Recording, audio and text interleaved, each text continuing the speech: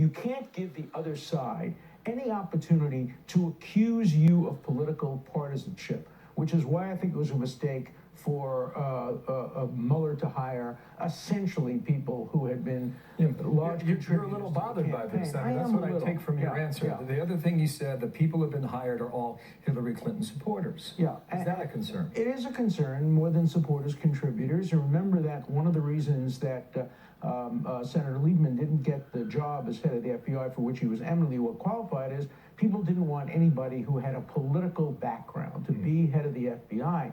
And here we have people who have political interests and backgrounds doing the investigation. And, you know, the other problem that concerns me is, where's the beef? Where's the crime? You know, special counsel shouldn't be just looking for virtue or lack of virtue. I don't see what statutes have been violated. Taking the worst case scenario, let's assume even that the Russians collaborated with the Trump administration to help Trump get elected president. That would be collusion, but there's no evidence of that. Not only is no evidence of it, but it wouldn't be a crime.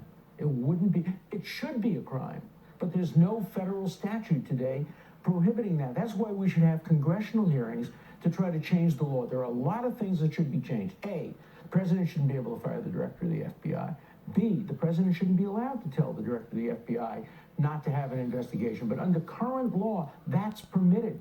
Thomas Jefferson did it, going back to 1800 whatever. And there's nothing against the law. And so we have to distinguish between things we might be critical of the president for having done, reasonable people could disagree about that, and what is criminal. No reasonable people could disagree about that. So you're not changing your mind. There's been no collusion. There's been no obstruction. That's what you are saying. I don't see any evidence of collusion. Last question. John Sununu, the former governor of New Hampshire, is on our program every Monday.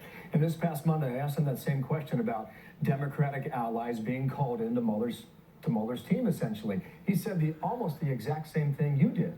And I said, well, why would Mueller do this? And he thinks Mueller is using them for cover when he comes out to say there is no there there. Well, do you see that as a possibility? I think that's a strong possibility. Mueller is a very good lawyer, and he will understand that the president cannot commit obstruction by simply engaging in constitutionally protected conduct, firing the director of the FBI, even telling him to stop an investigation, or coordinating with the Russians. You have to find the crime, and I think Mueller will in the end say, there may have been some questionable conduct here, but there's nothing that violates the federal criminal code. Thanks for coming on. My pleasure. Come back, okay? Alan Dershowitz, pleasure.